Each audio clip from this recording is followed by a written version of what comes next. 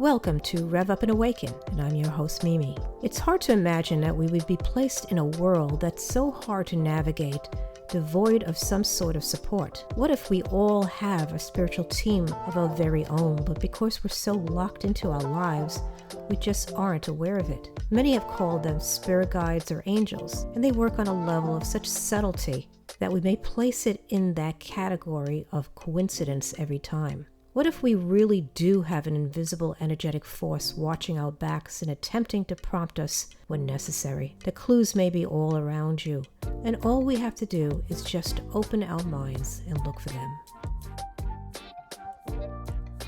So welcome to RevUP and Awaken, and my guest tonight is Seph Dietlin. He is a Human Potential Activator, certified hypnotherapist, angel channel, and energy healer. And he combines these talents to help you expand and experience your highest potential. And you can find Seph at talktomyangels.com. And welcome to the show. I've been wanting to get you on here for such a long time. And I've been listening to a lot of your other podcasts, and I've been taking your courses, as you know.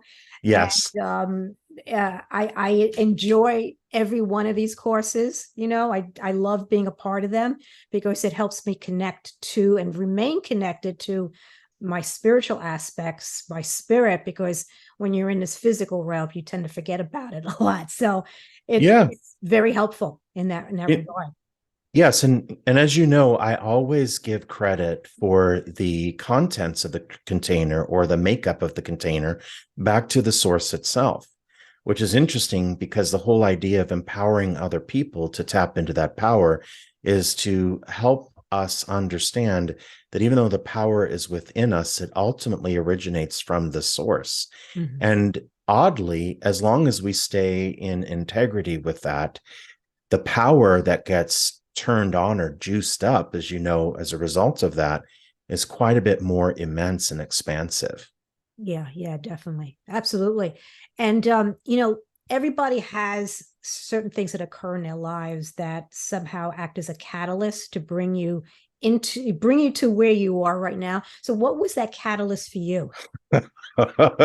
Which one? I mean, especially when you remember that you signed up in this lifetime to be useful for others in this particular journey of getting to know the light again, or to remembering the light is within. You sign up for all of them. Mm-hmm. Things may have seemed easy before. Things may have seemed like they just sort of clicked into place. And it is great because we do tap into alignment. We do create miracles a lot, but we also get to invite in a lot of upheaval in a lot of different areas. But originally, what really reawakened me, and I do remember being awake as a child. And in fact, I was a loner child, and now I know that I signed up for a neighborhood to live in that wouldn't have kids my age to play with and all of that, because I used to go outside and turn over the wagon and pretend like it was a bus, and I was letting people in of the bus. And when I was doing that, I was talking to them, and they were my guides and angels. And they would tell me some very interesting things at the time, and things that stick with me today. One of my favorites, for example, is the triangulation effect between us and the source. So in other words, you and I are also friends. Our hearts are connected to each other. That's the bottom part of the triangle. And then we're connected to the divine. So that is the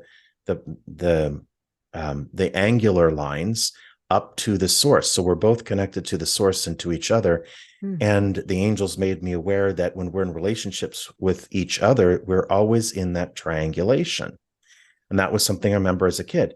But of course, we have to be like everyone else, and we need to go out and make that money and put food on that table. Yeah. And it was a one-sided relationship that I found myself in my early 30s, which was a little over 20 years ago. And true to the nature of anyone who's listening to your show, who is traveling this journey, we do find ourselves in relationships where we are unstoppable with our giving, and we don't stop and take inventory to realize that it's not coming back to us from the other person. So I decided to step up and ask for participation or mutuality, and the person left instead. So it was very devastating. And it actually brought up my whole lifetime of being in that dynamic of relationship. And it all came to the surface all at once. And as it came to the surface all at once, then I had a bit of a breakdown. And while I had a breakdown, I was going to go to sleep at night. I didn't have peace of mind. I actually prayed to God to take me. I wouldn't commit suicide.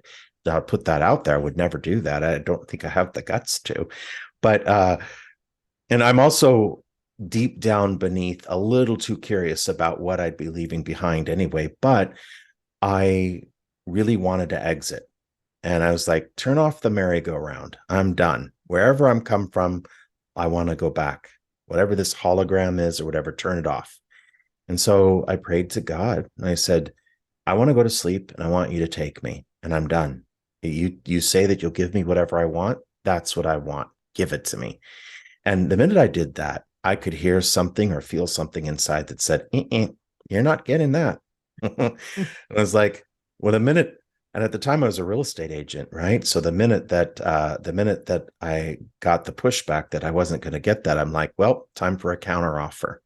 And the counter offer was, if you're not going to take me, then I want my angels and I want them now. And I want something tangible. I don't want to just believe that they're there and they're going to help me in ways that I can't see. I want to feel them. I want to know that they're there. I want to talk to them now, not tomorrow, now. And I demanded it. And the minute that I did that, I was overcome with a sense of peace. And I was overcome with a sense of peace. I could feel something touch me and I could hear something inside. And when I say hear something inside, it's just a knowing. And the knowing would create a sentence. And I want us to think about like this. Let's say I'm going to formulate a sentence to say to you. And it comes up in my mind as if I'm going to say it to you. But I heard that as if I was going to say it. I heard, Seph, everything is going to be not just okay, but better than okay. And that's how the angels came in. And what I thought was a one-off experience was actually their introduction to me, because the next day when I remembered what had happened the night before, I had sort of considered, was this figment of my imagination, or did this really happen? And as that thought had come across what I would call my awareness now, but what I would have called then my mind, I heard, hello. I'm like, hello. And from there, that relationship evolved to become a very major part of my life. In terms of how people can tell whether they are truly getting angelic information, how do they know if it's just their imagination speaking? Because if you got a practical mind like me, sometimes I think it is my imagination. And that's a good and fair question, actually. And the other thing is, when we really start tapping in and we really start to get the good stuff, initially it's going to feel like we're making all that up in our head. Mm-hmm. And the one thing I remind people, because I do hypnotherapy as well, the angels guided me to doing that. And it's a wonderful compliment to working with the angels, because hypnotherapy is just accessing higher states of consciousness, higher states of awareness. And so it's a way of actually putting us in a state where we easily access those higher levels of consciousness or higher levels of awareness. So as a result of that, one of the things that happens when we do hypnosis, we feel like we're making up the whole entire experience. But one of the things I learned as a hypnotherapist is that our imagination is directly connected to the other side.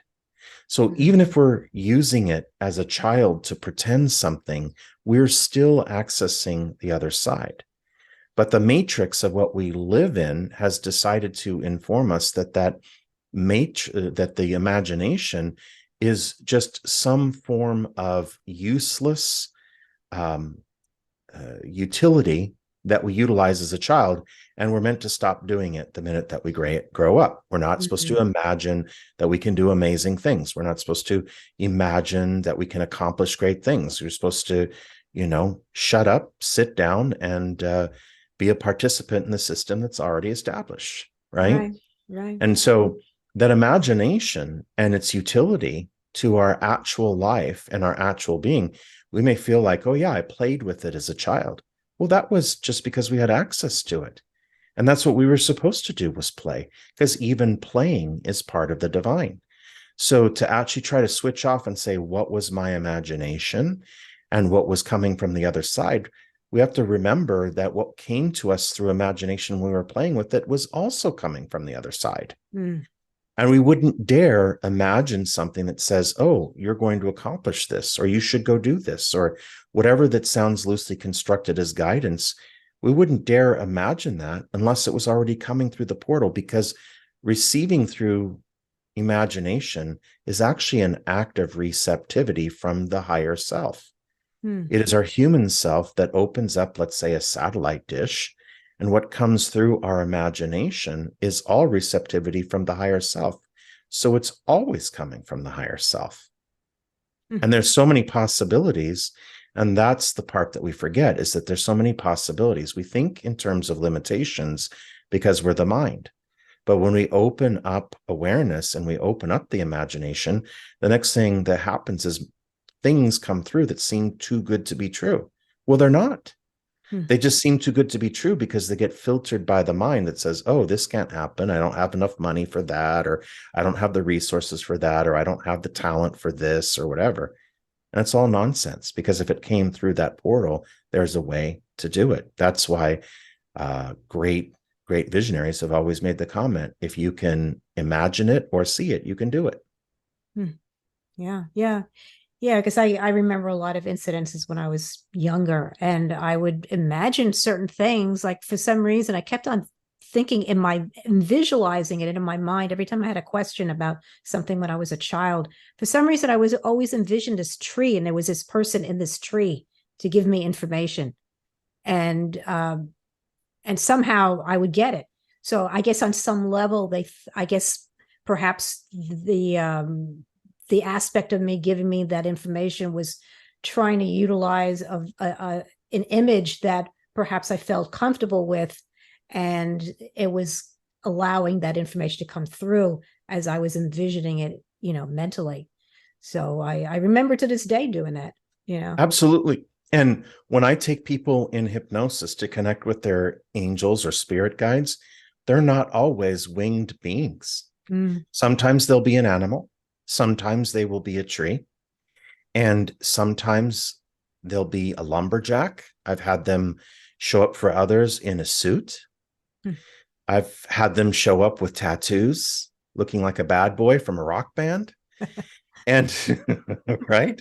And technically, the images that we have of the angels themselves aren't really who they are, but that's a whole nother rabbit hole, because who they are is part of an imagined aspect of the virtual reality that we live in. So they are real in the way that we can use them, but they aren't real in the way that we're actually awareness and not our body. And they are awareness and not their separate bodies as well.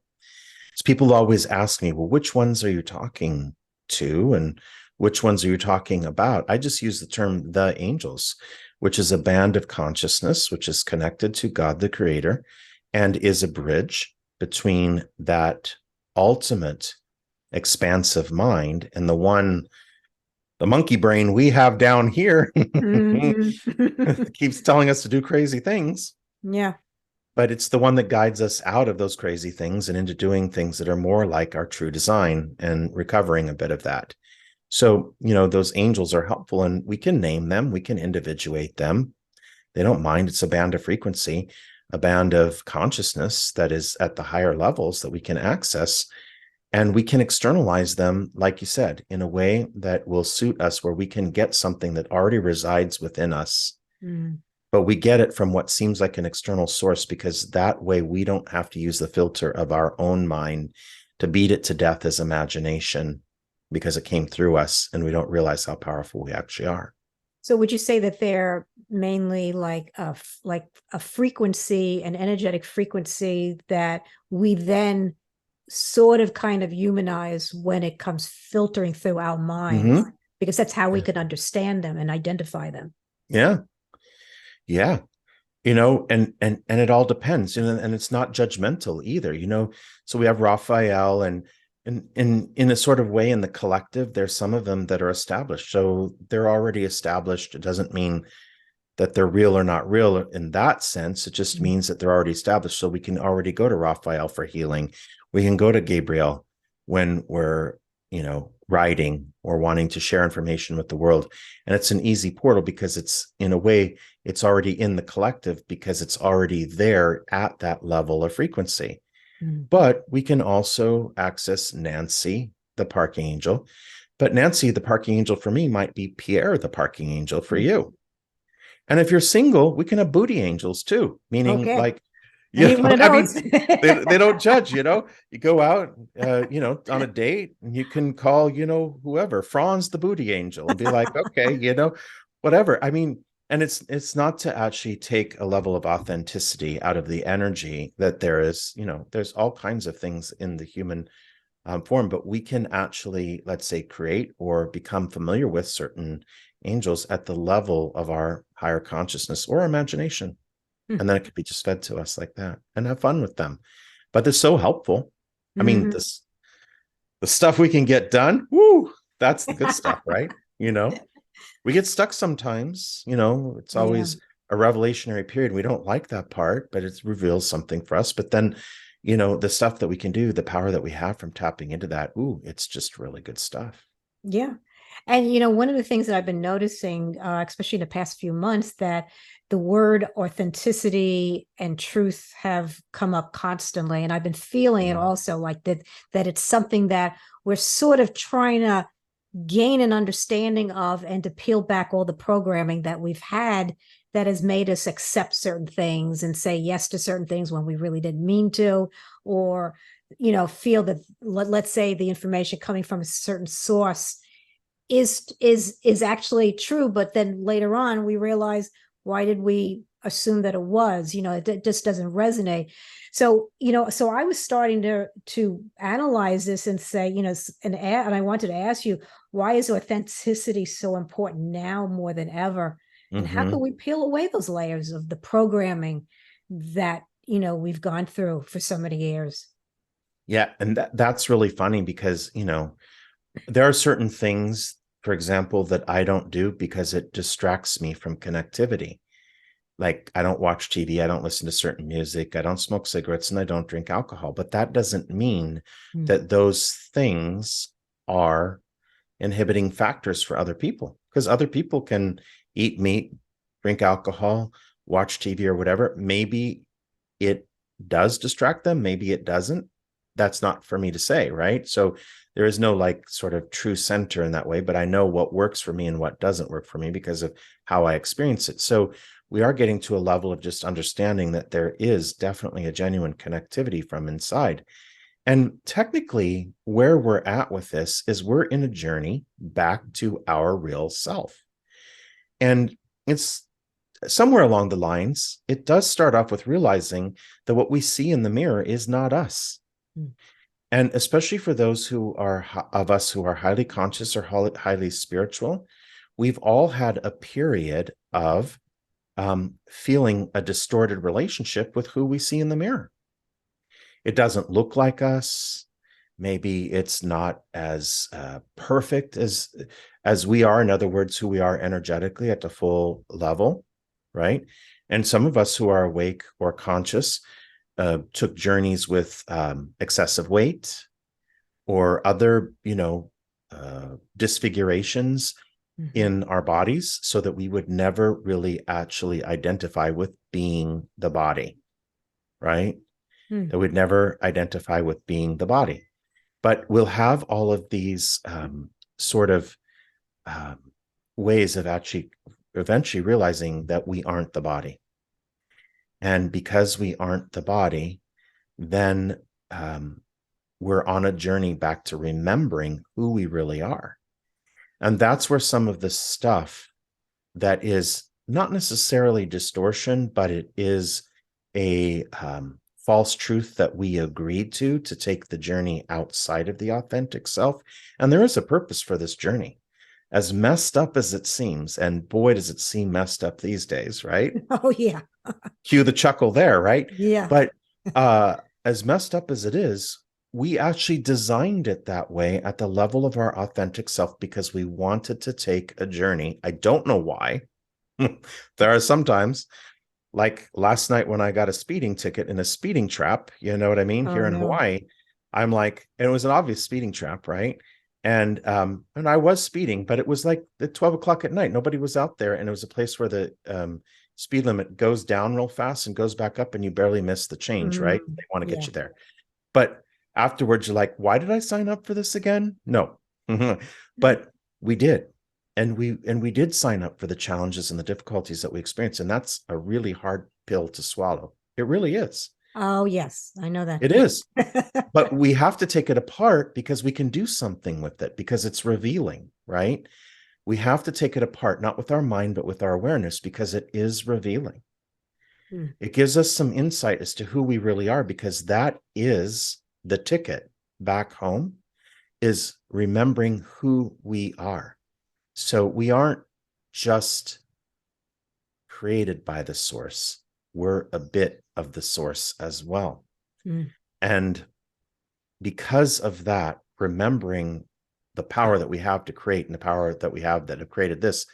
And one of the things that the angels say to me that I really love is, you know, once you actually realize that the parts of your life that you don't like and that you're resistant to, you also created them with a purpose. You'll realize how powerful you are, because then you'll realize everything in your life you created. And that means that you have the power to keep creating yourself on this journey back home. And that's what the ascension is. That's what we're doing right now.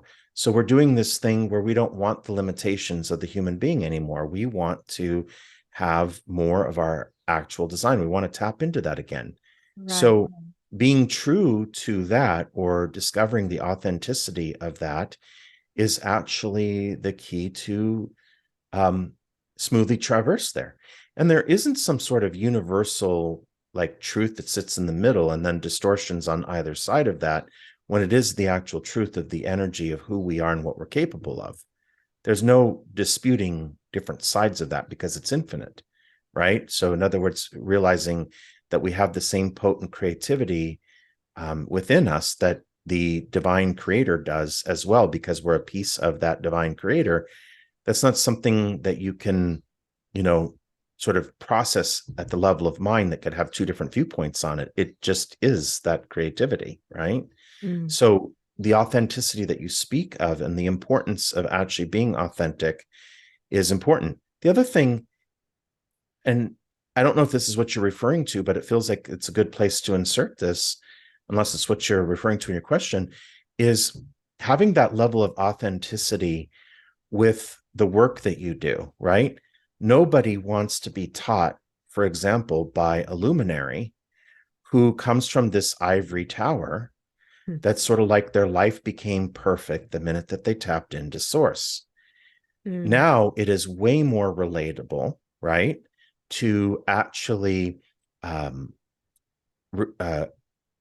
yourself to be led by a luminary who says, you know what, some days I get really upset when I get pulled over by the cops or whatever, right? Yes.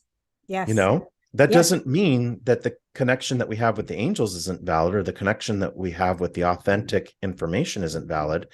But it is interesting because we do find that when we find a healer or a luminary who's willing to sort of open up and allow themselves to be the human as well, and expose their authentic frailties of the human being that's inside, and the trouble that they have with integrating some of this stuff, right? Exactly. And I say trouble, but it's not really that. It's a process, right?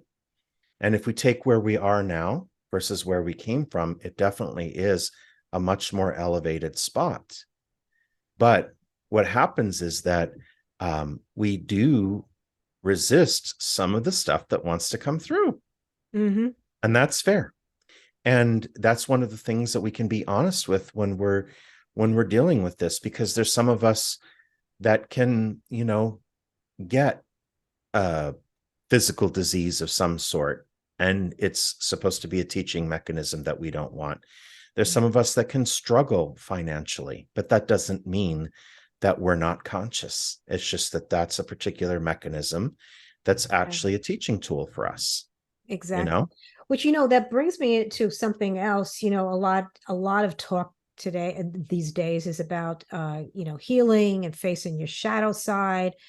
And I've come to the point, like, having done this for years, like, when is enough enough? It's like, that's all everybody talks about. Oh, it's my shadow side. I have to heal it. And it's like, whatever happened to just being who we are and just trusting in that? Yeah.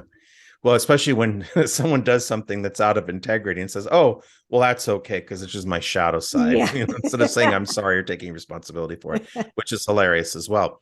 But interesting enough, yeah, that is a good question, because the way that we do things in the physicalized world, we do things to completion, right? So when we start a project, we finish it. So we assume that all this work, quote unquote, that we're doing, which isn't work, but it's supposed to be play, ha ha ha, that we, right? Yeah, hopefully that's comic relief. But is that ultimately it's going to lead us to a place where we're like, okay, done and dusted, like the British say, done and dusted.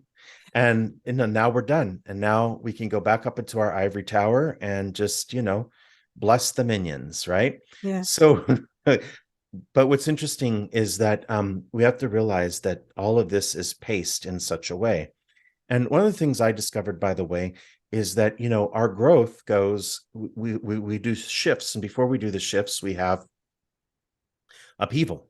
And after upheaval, we get into the shift. We're like, oh, this is great, what I just discovered. And then another little upheaval will come. But the reason why we don't have the entire shift at once is because we don't want the entire upheaval at once. That's going to make that shift happen. How true. Right? How true. Yes. Yeah. So it kind of goes shift, upheaval, shift, upheaval. And that upheaval is a discovery phase, right? It is a revelationary phase. It reveals a lot. And there's a revealing that happens as soon as we're done resisting it, right? We resist it. And the revelation that's waiting for us is just sort of sitting there going, are you done yet? Are you done pickling in that self-pity and all? I'm ready to start talking when you're ready. You know what I mean? But it is a revelation, and that revelation is the cause of the upgrade, right? And so that's what's cool about this. So interestingly enough, until we're not here in this messed up place where we still have to take airplanes to travel to London instead of, by teleporting ourselves, as long as we're still in that state, there's still going to be upheaval that takes us up the next level and up the next level and up the next level until we look in the mirror and we don't see our physicalized body looking back at us. And we're like, oh, there I am. Consciousness. That's me. Letting go of distorted beliefs like sacrifice, staying within the hive mind, thinking small, this is the legacy we seem to have inherited over the centuries unbeknownst to us. We are now peeling away these distortions and clearing the way to a new way of living in our reality, and at its core, developing a much more beneficial relationship with ourselves. It will and is a messy project we've undertaken, but let's see where we end up. These and other episodes of RevUP Awaken can be seen on MiriamASilva.com or on YouTube.